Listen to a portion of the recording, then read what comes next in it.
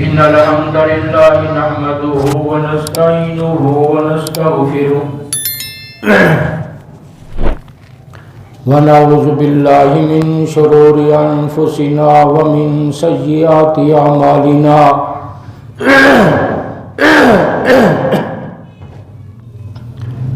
زمین دی آواز آہستہ کرو. من يهده الله فلا مضل له ومن يضلله فلا هادي له إلا الله وحده لا شريك له وأشهد أن محمدا عبده ورسوله أما بعد فإن خير الحديث كتاب الله. اینو ذرا لاؤ نا اور چلاؤں اینو لا دوں.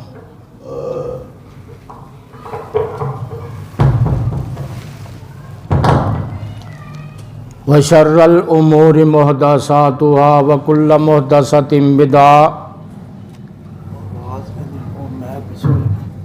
وكل بدعة ضلالة وكل ضلالة في النار.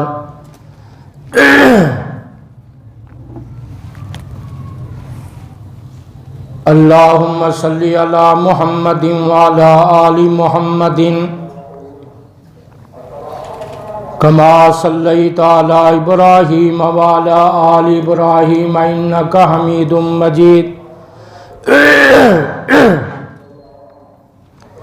اللهم بارك على محمد وعلى آل محمد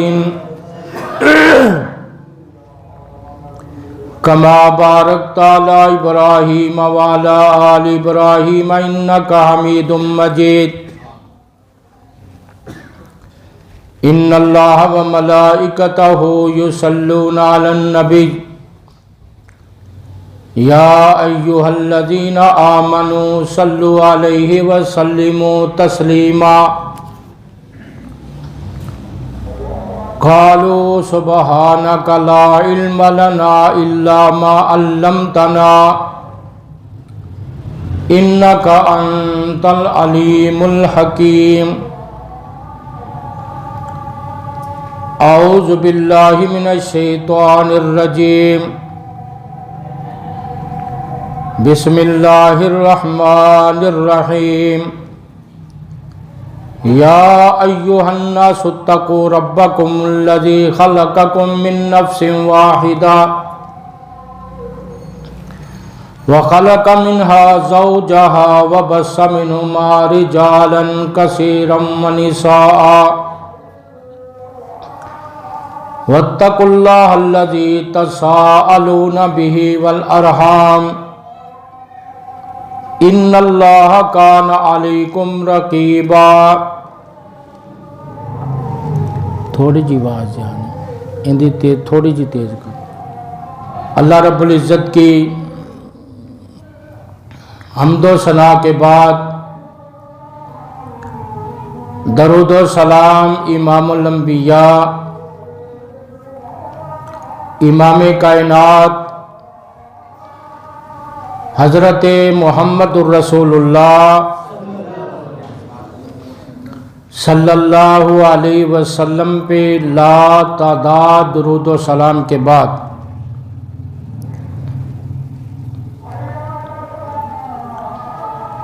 آج کا جمعۃ المبارک کا خطبہ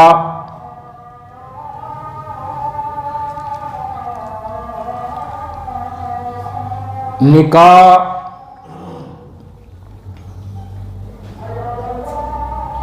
کیوں کیا جاتا ہے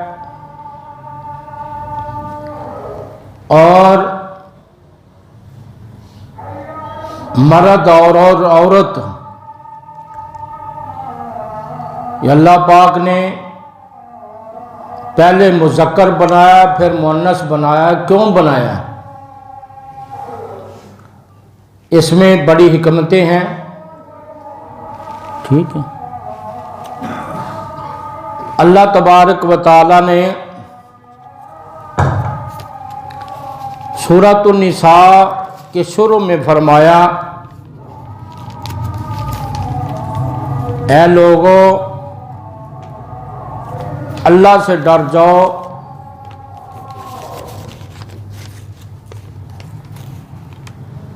اور اللہ تبارک و تعالی نے تمہیں ایک جان سے پیدا کیا ہے۔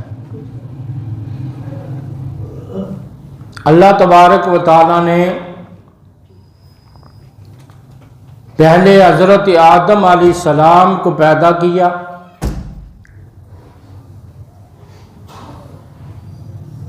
اور پھر ان کی پسلی سے حضرت اماں حوا صلوات اللہ علیہ سلام اللہ علیہ کو پیدا کیا۔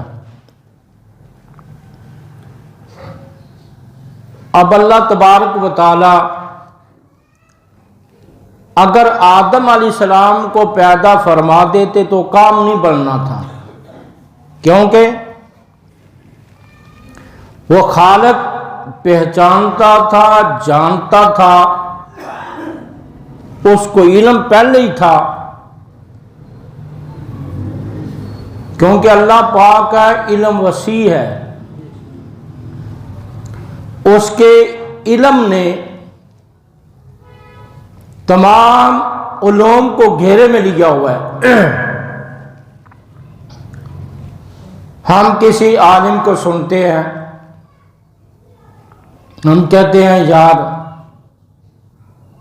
عزیزی صاحب وہ بہت بڑا عالم ہے، اتنا بڑا عالم ہے کہ میں نے اپنی زندگی میں ایسا عالم نہیں دیکھا، لیکن اس عالم کا علم محدود ہے۔ یہ نہیں ہو سکتا کہ وہ عالم اس کو کسی سے پوچھنے کی ضرورت نہ پڑے، یہ نہیں ہو سکتا۔ آخر کسی نہ کسی مسئلے پہ اس کو پوچھنا پڑتا ہے۔ ثابت یہ ہوا اس عالم کا علم بھی محدود ہے، صحابہ کے علم بھی محدود ہیں۔ نبی پاک صلی اللہ علیہ وسلم کے پاس بڑا علم تھا، لیکن اللہ پاک کے مقابلے میں کم تھا۔ آگے میں اسی مناسبت کے لحاظ سے ثابت بھی کروں گا۔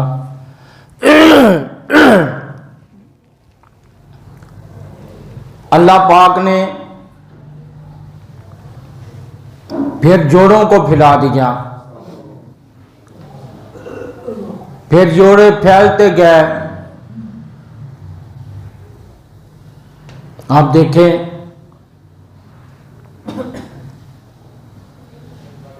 کتنی مخلوق ہے، اس مخلوق کا علم اللہ پاک ہوا۔ تو اللہ تبارک و تعالی نے آگے قیامت تک یہ سلسلہ جاری اور ساری رہے گا۔ اللہ پاک فرماتے ہیں وَمِنْ آيَاتِهِ أَنْ خَلَقَكُم مِّن نَّفْسٍ وَاحِدَةٍ وَمِنْ آيَاتِهِ خَلَقَكُم مِّنْ أَنفُسِكُمْ أَزْوَاجًا لِتَسْكُنُوا إِلَيْهَا وَجَعَلَ بَيْنَكُم مَّوَدَّةً وَرَحْمَةً۔ اس کی نشانیوں میں سے ایک نشانی یہ ہے کہ تمہاری جنس سے تمہاری بیویوں کو پیدا کیا تاکہ تم ان کے پاس سکون حاصل کر سکو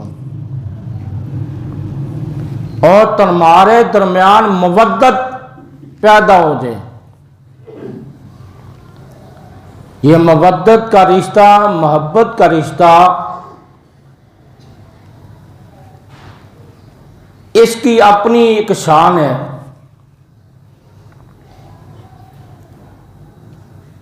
دیکھیں اللہ پاک نے مختلف طبیعتوں کو پیدا کیے ہیں، بھائی بھائی ان کی طبیعت نہیں ملتی، بہنوں کی طبیعتیں نہیں ملتی، باپ بیٹے کی طبیعت نہیں ملتی، بیٹے باپ کی طبیعت نہیں ملتی۔ بعض دفعہ باپ بڑا سخت ہوتا ہے، بیٹا بڑا نرم ہوتا ہے، بعض دفعہ بیٹا نرم ہوتا ہے، باپ بڑا سخت ہوتا ہے، بعض دفعہ والدہ بڑی نرم ہوتی ہے، اولاد بڑی سخت ہوتی ہے، یعنی طبیعتیں الگ الگ ہیں، خون ایک ہے، طبیعتیں الگ الگ ہیں۔ تو اللہ پاک نے اس کے لیے کسوٹی بھی بنا دی ہے۔ نبی پاک صلی اللہ علیہ وسلم نے فرمایا اذا تجوع ذل عبد فقد استکمل نصف الدین۔ آپ علیہ السلام نے فرمایا جو بندہ شادی کرتا ہے اس کا ایمان مکمل ہو جاتا ہے، اور آپ نے فرمایا دوسرے حصے میں کہ اس کا دین آدھا مکمل ہو جاتا ہے، آدھا دین مکمل ہو جاتا ہے۔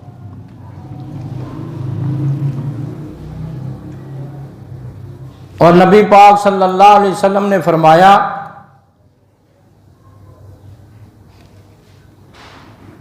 نوجوان ہے نا، نوجوان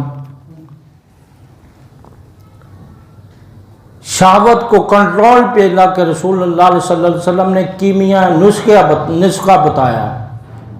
کیا فرمایا؟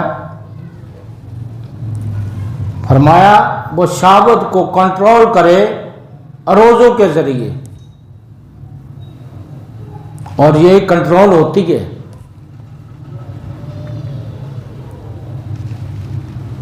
اور پھر رسول اللہ صلی اللہ علیہ وسلم نے فرمایا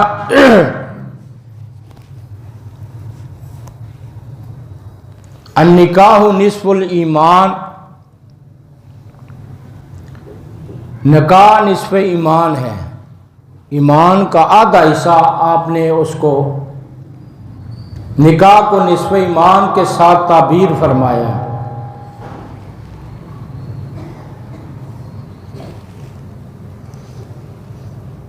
اللہ پاک نے نا ایک اصول بتایا، ضابطہ بتایا، رہنے کا سلیقہ بتایا۔ نبی پاک صلی اللہ علیہ وسلم نے ایک عورت اللہ کے رسول صلی اللہ علیہ وسلم کے پاس آئی اور فرمایا یا رسول اللہ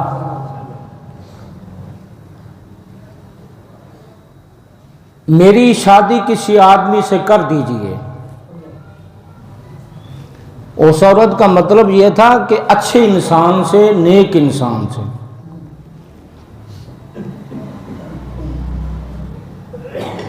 اس عورت نے ایک آدمی کا نام لیا، آپ نے فرمایا اس نے ڈنڈا اٹھا، وہ ہر وقت اس نے ڈنڈا اٹھایا لگتا ہے، یعنی مارتا ہے۔ قربان جاؤں نبی صلی اللہ علیہ وسلم کی سوچ پہ، آپ کے تفکر پہ، یعنی اس نے کندھوں پر ڈنڈا رکھا ہوتا ہے۔ آپ نے رشتہ ریجیکٹ کر دیا۔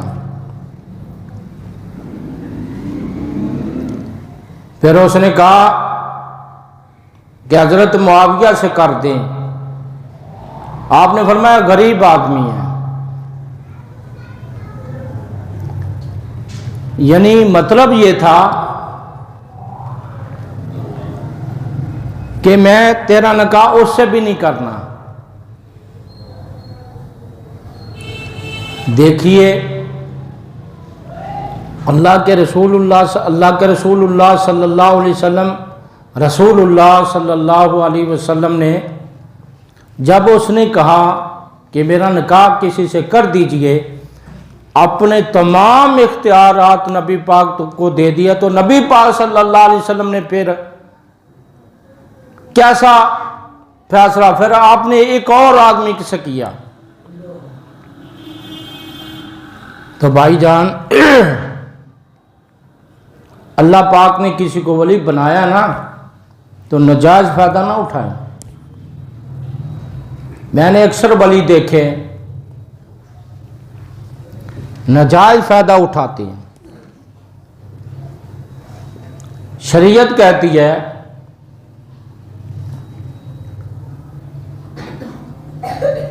یعنی باپ کو اپنی بیٹی سے پوچھے یہ فلاں خواب بنا ہوا، میں کیوں پوچھوں؟ اس کی جرت کیسی ہوئی؟ اور تیری حیثیت کیا ہے؟ میں تجھ سے پوچھتا ہوں تیری حیثیت کیا ہے؟ تو باپ بن فرعون نہ بن، باپ بن متکبر نہ بن۔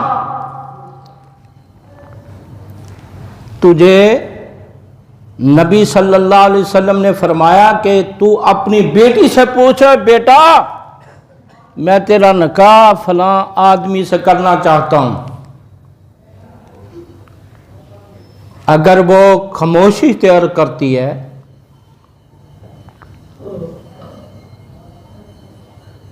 تو پھر سمجھ لیں اجازت دے دی، اگر انکار کر دیتی پھر بدماشی نہ کر، یہ میں کر رہا ہوں، بدماشی نہ کر۔ پھر حضرت رسول اللہ صلی اللہ علیہ وسلم کے فرمان کے سامنے جھک جا۔ اور ایک حدیث پڑھتے ہیں، کتاب سنت کے دائیوں ہم بس دعویٰ کرتے ہیں لیکن حقیقت برعکس ہے۔ نبی صلی اللہ علیہ وسلم کے دور میں باپ نے زبردستی بھتیجے کے ساتھ نکاح کر دیا۔ اپنی بیٹی سے اس کی خواہش نہیں تھی، اس نے اس خواہش کو رونتے ہوئے یوں سمجھے جبراً نکاح کر دیا۔ قربان جائیں پیغمبر کی فراست پہ، قربان جاؤں پیغمبر کی شریعت پہ، قربان جاؤں پیغمبر صلی اللہ علیہ وسلم کے عدل پہ۔ ہمارے ہاں انصاف کا پیمانہ یوں ہے، یوں ایسے جھکتا ہے، ڈولتا ہے۔ انصاف کا پیمانہ یوں ہونا چاہیے، یوں۔ نبی صلی اللہ علیہ وسلم کی شریعت عالیہ میں اس نے ریٹ کر دی اس کے خلاف، باپ کے خلاف، باپ کے خلاف، والد محترم کے خلاف۔ کس نے؟ صحابیہ نے۔ کس کے خلاف؟ صحابیہ رسول کے خلاف۔ کس کی عدالت میں؟ نبی کائنات کی عدالت عالیہ میں۔ آپ صلی اللہ علیہ وسلم نے یوں ہی موقف بغیر سنے فیصلہ نہیں فرما دیا۔ آپ ایک ملزم کا حاکی نہ دے، بدماشی کریں، یہ بدماشی کرنے کی سرکار نے اجازت نہیں دی ہے۔ نبی صلی اللہ علیہ وسلم نے اس کے باپ کو طلب کیا، بچی کے بھی دلائل سنے، باپ کے بھی سنے۔ نبی صلی اللہ علیہ وسلم کے عدالت عالیہ میں فیصلہ ہوتا ہے، سرکار کا فرمان حرکت میں آتا ہے، سرکار کی زبان حرکت میں آتی، اعلان ہوتا ہے کہ میں محمد الرسول اللہ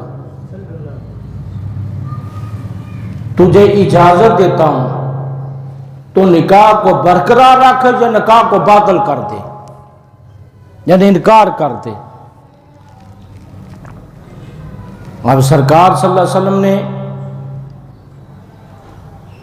اس بیٹی کی جھولی میں فیصلہ ڈال دیا. اس نے کیا کہا؟ بیٹیوں تم بھی سن لو، والدین تم بھی سن لو. اس نے کیا کہا؟ اس نے کہا اللہ کے رسول، میں اپنے باپ کا احترام کرتے ہوئے، حیا کرتے ہوئے، میں اس کی عزت رکھتے ہوئے کہ اس کی عزت رہنی چاہیے، میں اس نکاح کو برقرار رکھتی ہوں. نکاح کو بھائی جان، نکاح کے موقع پر یا بعد میں جو بگاڑ ہوتا ہے اس کی بنیادی وجہ یہی ہوتی ہے کہ بیٹی سے پوچھا نہیں جاتا یا بیٹے سے نہیں. بیٹے سے میں نے ایک بندے کو کہا میں نے اپنے بیٹے کا نکاح کرنا. میں نے کہا پوچھا، کیا پوچھنے کی ضرورت ہے؟ اور میں کہا اللہ کے بندے، زندگی اس نے بسر کرنی کہ تو نے کرنی ہے؟ پھنے کھانا بن. پھر میرے کہنے پہ اس نے اپنی ضد توڑی باپ نے. میں نے کہا جہاں تیرا بیٹا کہتا ہے نا وہاں کر دے. جی میں کہا تو ذمہ دار نہیں، ذمہ دار وہ ہوگا، نہیں تو ساری زندگی تیرے سار پہ سوار رہے گا. یہ کہے گا، اس کو مارے گا، پیٹے گا، کہے گا جا میرے باپ کے پاس جا کر اس وہاں ٹھہر جا کر اس سے پیسے وصول کر، وہ تجھے ساری زندگی تنگ کرے گا.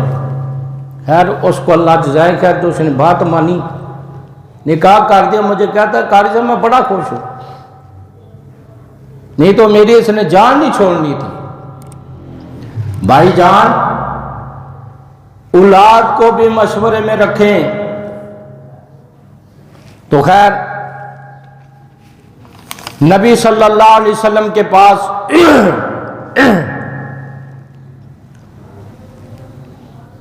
ایک عورت آئی. اس نے نا اپنے آپ کو پیش کر دیا نبی صلی اللہ علیہ وسلم. قرآن کہتا ہے ام وہبت نفسہا للنبی. یہ ساری آیت پڑھیں. جب کوئی عورت اپنے آپ کو ہبہ کر دیتی ہے، پیش کر دیتی ہے پیغمبر پر، تو یہ پیغمبر کا خاصہ سورۃ الاحزاب ہے، امت کا خاصہ نہیں ہے، امتی کا خاصہ نہیں ہے. یہ نبی پاک کا خاصہ تھا، لیکن نبی پاک نے نہیں کیا یہ کام. اس نے کہا اللہ کے رسول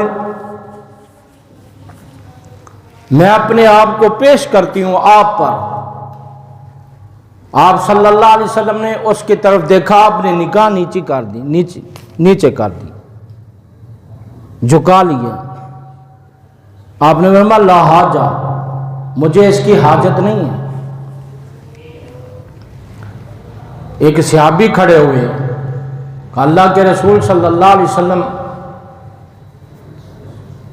میرا اس سے نکاح کر دیجئے. پھر آپ نے اس کا نکاح اس کے ساتھ کر دیا. خیر لیکن نبی صلی اللہ علیہ وسلم نے یہ کام کیا نہیں. اور ثابت یہ ہوا ہے کہ اگر کوئی عورت بغیر نکاح کے رہنا چاہتی تھی نبی پاک صلی اللہ علیہ وسلم کے پاس، تو نبی صلی اللہ علیہ وسلم کو اختیار تھا. یہ نبی صلی اللہ علیہ وسلم کا خاصہ تھا، یہ نبی صلی اللہ علیہ وسلم کے ساتھ چیز خاص تھی، لیکن آپ نے یہ نہیں کیا. تو بھائی جان ہے، ہم نے اسلام کو مذاق سمجھا، شریعت کو مذاق سمجھا، نیچے سے لے کر ججوں تک، چھوٹی عدالت سے لے کر بڑی عدالت تک، یہ ہر دور میں انہوں نے کندھا دیا ہے. کبھی یہ قتل کرتے ہیں، یہ عدالتی قتل ہوئے ہیں، کبھی کچھ کرتے ہیں کبھی کچھ کرتے ہیں، اور کندھا کن کے کہنے پہ دیتے ہیں یہ آپ سب کو پتہ ہے. خیر تو اللہ پاک نے ایک اور بات ارشاد فرمائیں،